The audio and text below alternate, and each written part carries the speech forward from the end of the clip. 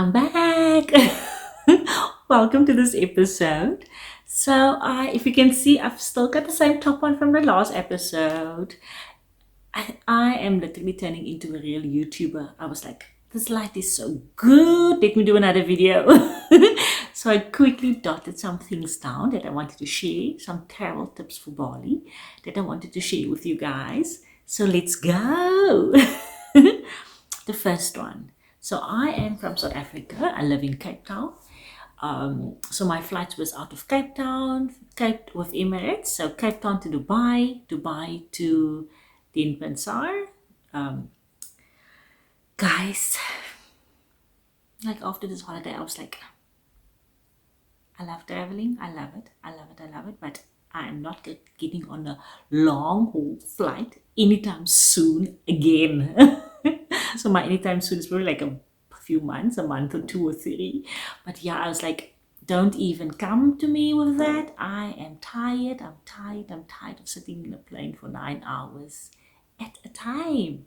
So yeah, so keep in mind, flying from South Africa, because we like far down south and then still having a layover and then having to fly from Dubai to Bali, you're going to be sitting in a plane for hours, to be precise. So the flight from Cape Town to Dubai, that was 9 hours. And the flight from Dubai to Denpasar was another 9 hours. So that's literally 18 hours that way and 18 hours coming back, plus your layovers. So funny thing with us, so when we booked our trip, we were so excited. We didn't check the duration of the layover. I checked the time we were landing. That was a little bit of a concern for me, but I thought, okay, since we have transfers organized, it should be safe. So I was good with that, but I never checked the layover, the hours the layover is going to be in Dubai. So that ended up being 8 hours each time. So going there as well as coming back.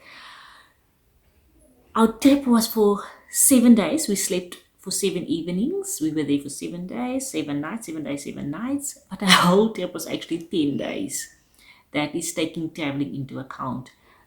I am not doing that again anytime soon. I'm definitely not doing that. Yes, so when planning from South Africa, just keep in mind you are going to be spending time in a flight, flying like for minimum 18 hours. I'm not sure they should probably be shorter routes. I'm not sure because most of our flights are via Europe or via the Middle East and going everywhere else. So be prepared for that. So that's table tip number one. You're gonna be prepared, be mentally prepared that you're gonna spend a lot of time flying. Okay. So luckily for us, I have slow loans excess via my bank, and so we could utilize that in Dubai, going there and coming back. Like for first time, I think it was 4 hours. The second coming back, it was like 5 hours in the slow lounge, which was perfect. We could get some sleep in. We could have dinner as well as breakfast again. Yes, and obviously unlimited drinks. But funny enough, we weren't that big on the drinking. Second tip. So when you get to Denpasar, when you get to the airport, when you get to Bali, the first thing that I would advise you to do is actually draw money, because there's a lot of places. So you can't get Indonesian rupees here in South Africa. You probably can, but you'll have to like organize or arrange it like months in advance, and I'm not even sure the kind of trouble you will have to go through to get it. So when you land, even before you get your luggage, there's an ATM. Go draw money. That's the first thing I would say. Draw money, and then be prepared when you draw money. Be prepared. So, and it's a mind if. It's literally a mind if. So we drew 1,250,000 Indonesian rupees on arrival. And I was like, I don't know. And I'm in finance, people. I'm in finance. I usually know money. I usually know those type of things I'm quite okay with. But I was like, I don't know how much I just withdrew. I was like, I'm just gonna go as it take it as it comes. So it ended up being 1,400 rand in South African rand. It's the 1,250,000 Indonesian rupees, translated to plus minus 1,400 South African rand. Keeping it, that being said, so keep in mind, so your note is going to be like in 10,000s, 20,000s, 50,000s, 100,000. And when you pay for something, like you'll also pay 150,000 maybe for something. Or your taxi would be 150,000, that type of two. When you get to Bali, draw money at the airport, and then as soon as you can, or whenever you buy something, try and get smaller, some of the smaller units. Travel tip number 3: be prepared. Be prepared, people. Nobody told me this. I wasn't prepared. Nobody told me this. I really wasn't prepared. Be prepared for the humidity when you get out of the airport. So keep in mind, like, you're here in Bali now, you're excited. I'm in Bali. Welcome to Bali. They welcome you on this beautiful boat. The aircon is on. You might so you obviously have to go through customs, fill in some forms. That might be a little bit of an issue, but you get through that. You're just happy-go-lucky. You get out of the airport. Boom. Literally boom in your face, literally in your face. So you come walking, cool, you walk, the heat is coming, and then that's the point where you leave the safety of the aircon, and it's the heat is saying, welcome to Bali. Yes, it just hits you. It literally hits you in the face. The humidity, it hits you in the face, and it stays with you through your whole trip, so it doesn't let up. It doesn't let up. So the humidity literally, even at night, it doesn't get cooler. So the only time you cool is when you're in an aircon room, in your bedroom or your hotel room, or when you're in a car driving. So the drivers, the aircon is on full blast throughout your whole journey. And when else? Oh, and probably so there's one part, but I'll tell you that's one of the other tips, where the ocean water is actually cool. So there you might be cool, but even our pool where we were staying, the water there was warm, lukewarm, bath water warm. So the humidity is just, it's there. If they say tropics, that was the tropics is all about. So I don't know, because I don't know, there's people, I've seen videos of people I've seen on Facebook groups, people talking and saying I'm moving to Bali, I haven't been there before, but I'm packing up my life and I'm moving to Bali. And I'm thinking, ish, I hope you see this video. People like that, I really hope you see this video. Because firstly, you can't move to a country if you've never been there. Doesn't matter how beautiful it is, doesn't matter what people say. It's small things like this, like the humidity, will you be able to deal with it? I know I told all of my cousins and my friends and everybody that's going through menopause, you won't be able to. It's not a country, it's not a place for you to visit. It's gonna be, you're gonna feel like you're in a nightmare that's not ending. But yes, so you learn to adapt, because obviously I'm there for holiday. I'm not used to the humidity, but you're there for holiday, you're there for a good time. The country is beautiful, the people are friendly, so you make the most of it. So we were only there for a week. And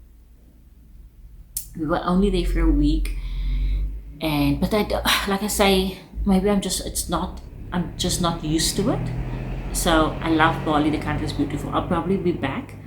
But keep in mind the humidity, it doesn't let up. Okay. And then with that, so Bali's got 2 seasons. So just under this point still, with the weather, it's got so I told my mom last night, it's forever summer in Bali. I don't think they don't get winter, but they've got a dry season and a rainy season. So keep that in mind, people. So it's forever summer in Bali. You always have, it's always hot in Bali, it's always humid in Bali, but you have a dry season where it doesn't rain that much, and a wet season. During the time we went, it was actually the wet season. So the wet season, I think it's here from September, October to Feb, March.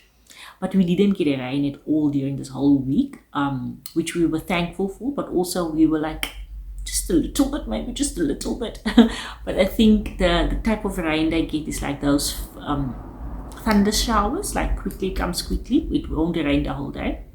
They said it won't rain the whole day, it comes quickly, and then it passes. But like I say, it was raining season, but we didn't experience any rain during the week. Okay, let me take a sip. You might have seen, can you see my yes, of course, I'm using this one. But let me take a sip.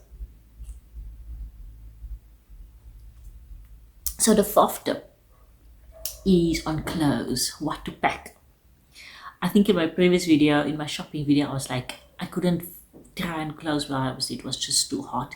So keep that in mind when packing for Bali. You might need something warm for the flight in the plane, that you might need, but in Bali itself,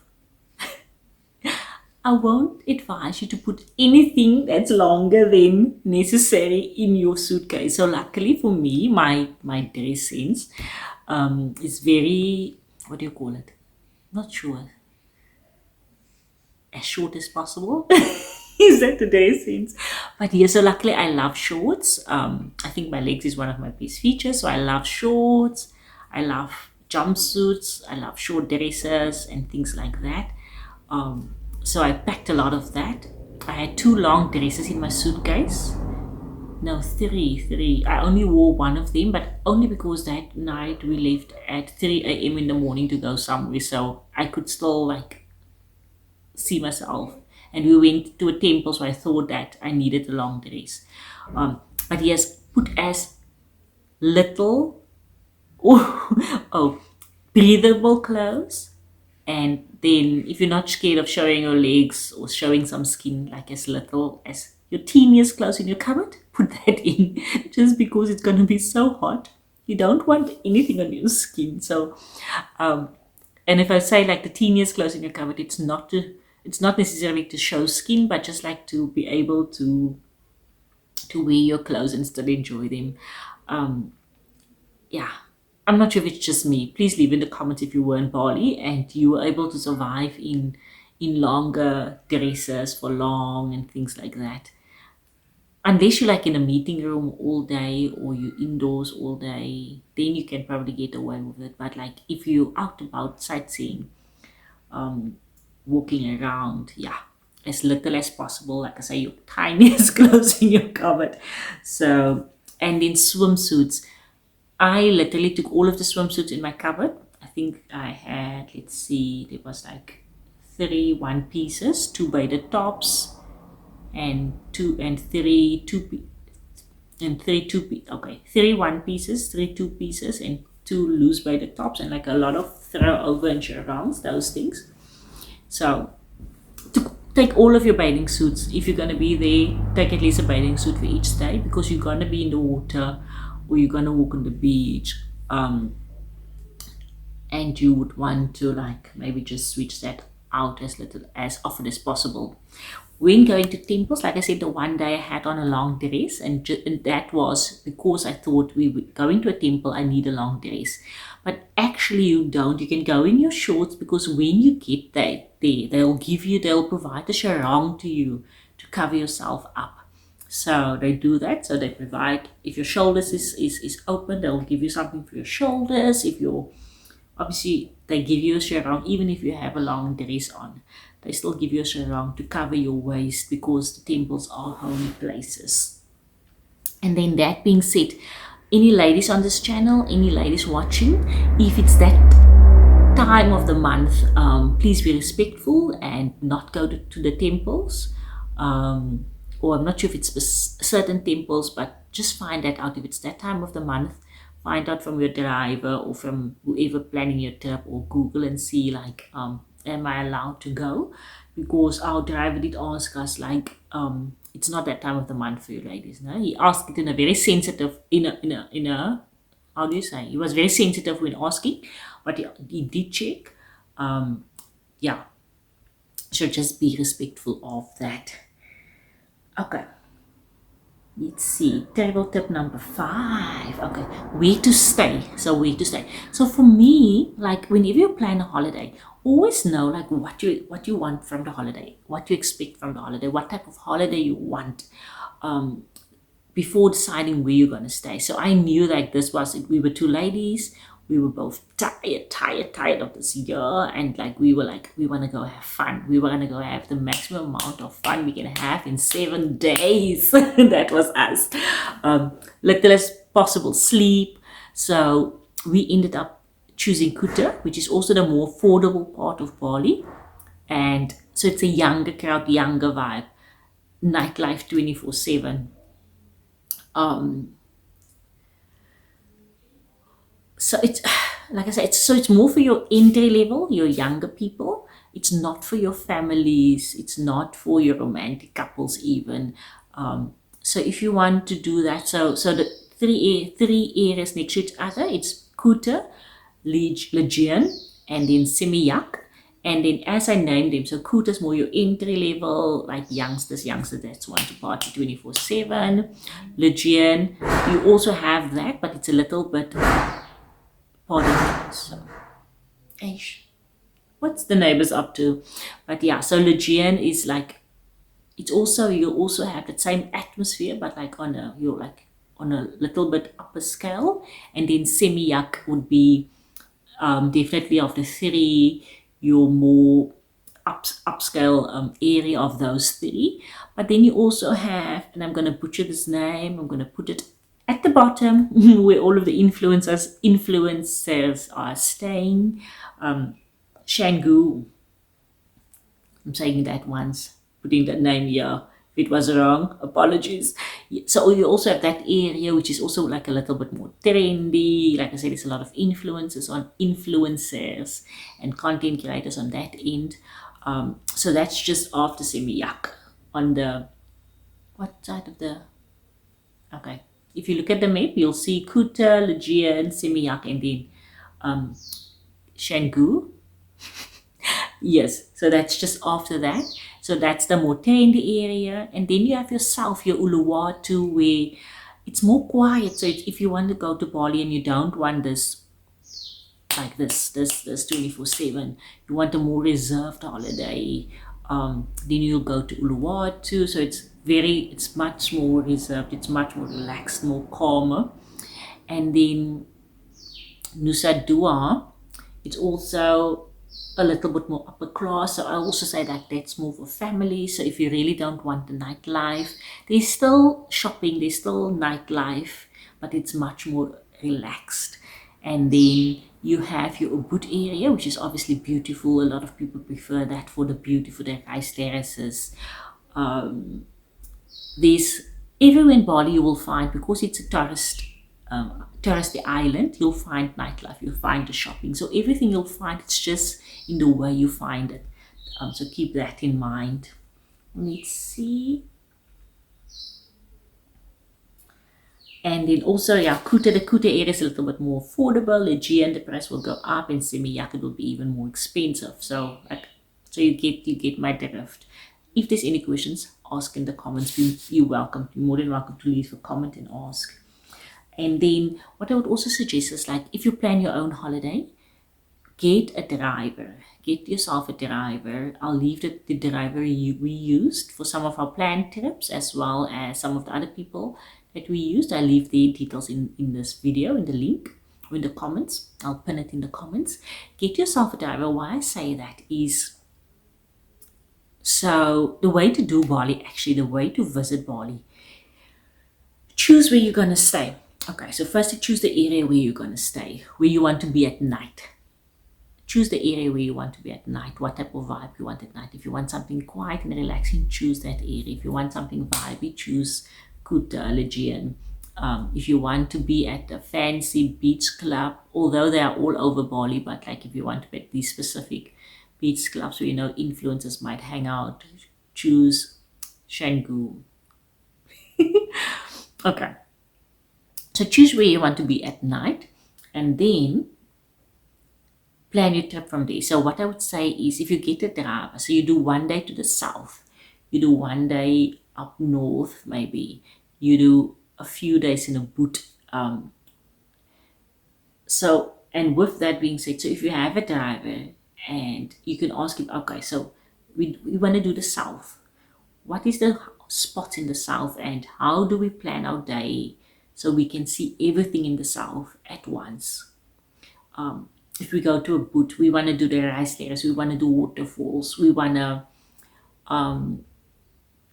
maybe do these squat bike ride things. How do I plan my day so that we can fit all of that in the specific area in a day? So if you have a trusted driver, that's why I say make use of a driver, and I'm really going to link ours, that the one we used in the link, and let him help you let him guide you into, obviously you know the sites you want to visit, but let him guide him to say, okay, it will take this amount of time to drive from here to there at that specific time of the day. So this is how we can plan the day.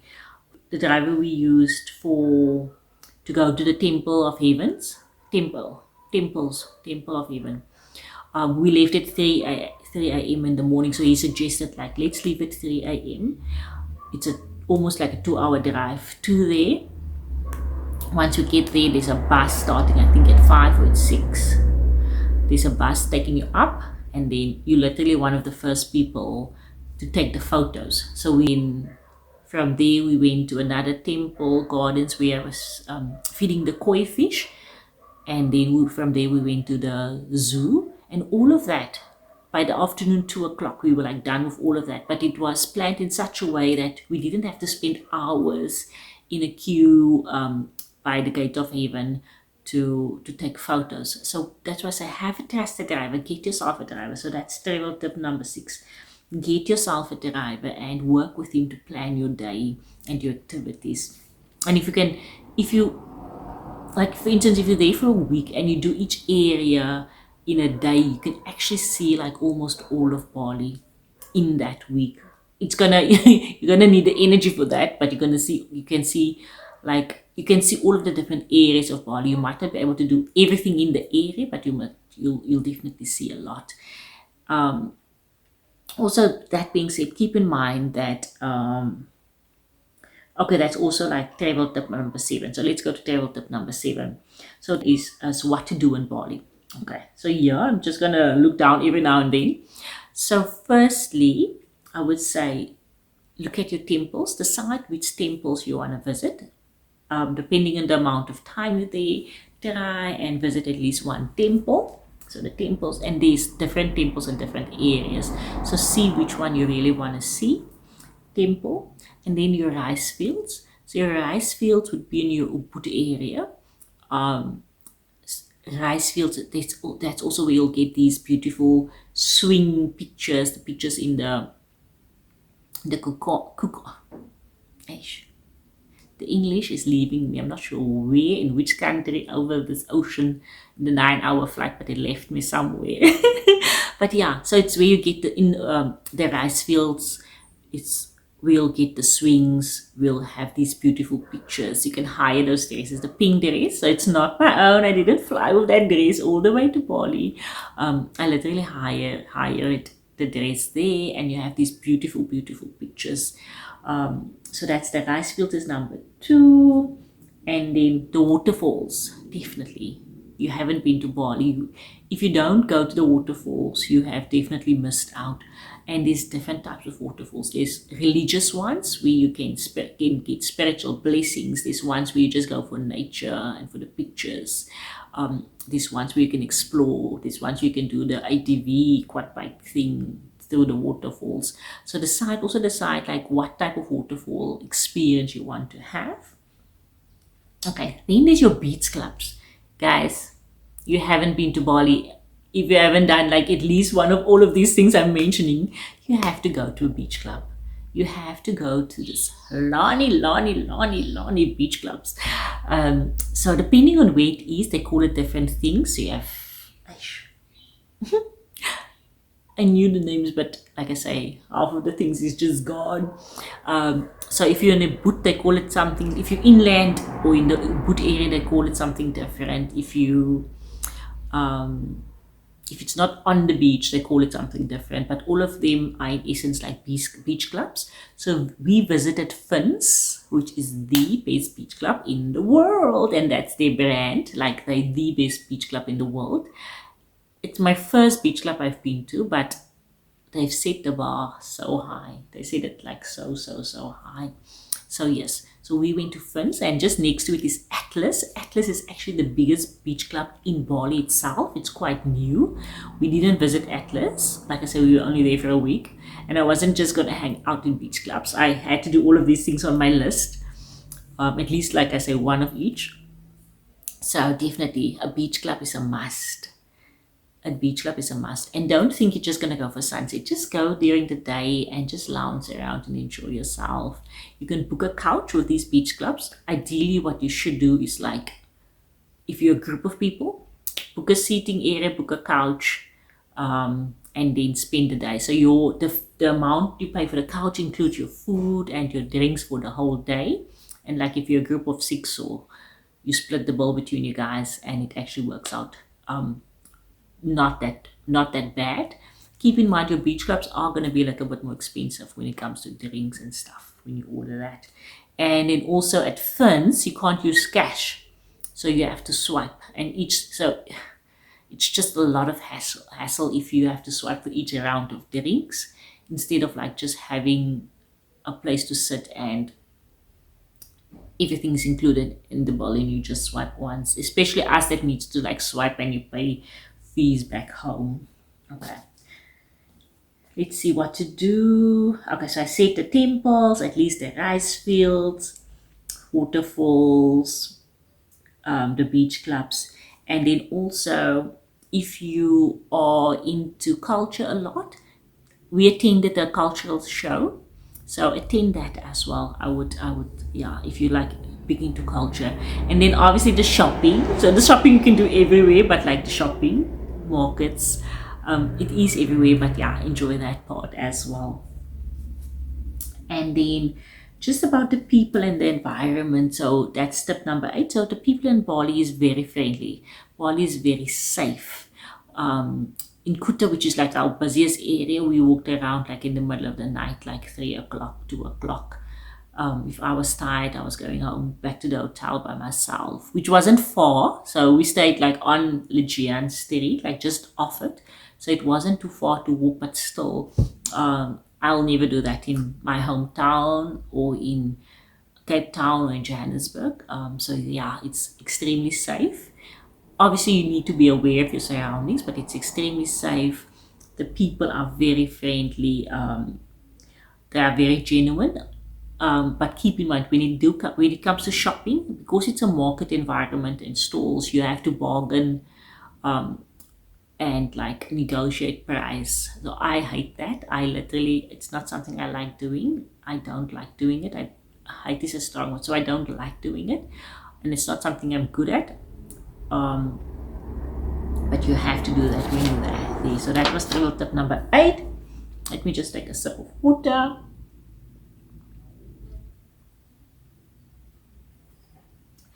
Okay, and then something more general on the water, on the ocean. Do you say ocean water, the sea water? So on Kuta side, so this is table tip number 9, just in case you wanted to know, because it's also something I didn't know.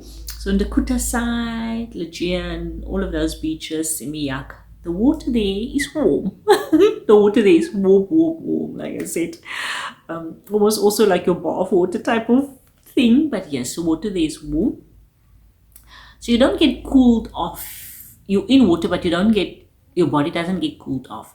The water on went to Uluwatu, like in the south, and the beaches. I think what was that beach? The name of that beach? I'll put it down here. Dream Beach? No, can't remember. But the driver did call it something else as well. But I'll put the name. So the water there are cold, people. It's cold. It's cold. It's so refreshing. The water there, it is cold. Like so imagine this heat. So like it's hot in Bali. Like I said, the humidity doesn't let up. imagine how refreshing that is. It's literally like when you're hot and you're drinking some cold water, how refreshed your body feels, or like just like dipping your toes into the cold water. I can't swim in the ocean, but I was literally in my two-piece in the ocean, sitting in the sand. I was scrubbing sea sand all over my body. I gave myself a scrub. I was laying in the water. I was like, all of this cold water, I'm soaking it up. I'm soaking it up. So yeah, that's travel tip number 9. If you're looking for cold water, I'll link the beach where we were, but also like I think all of the beaches in that area, the water should be cold. And then just number 10, let's do some general tips. Number 10, a few general tips. So there is a tipping culture in Bali. So please do tip. Yeah, please do tip, like your driver or somebody does something, give them a little extra if you can. So it's always good. Like Bali is, so it is a poor country. So yeah, and there are people that's really in need. So if you can, like, and if it's in your means, do that and extend a little extra and do tip. And then when you go to restaurants, so restaurants will add your taxes and your tip in the bill. Most of the places where we ate added the taxes, so tourism taxes, and the tip in the bill. So, and that was at our hotel as well. And then, but when you shop at when you shop, for instance, for drinks, let me say it as I want to say it. So obviously, when you buy a beer when we bought beer at the hotel, or cider, I'm not sure if I can call it a beer,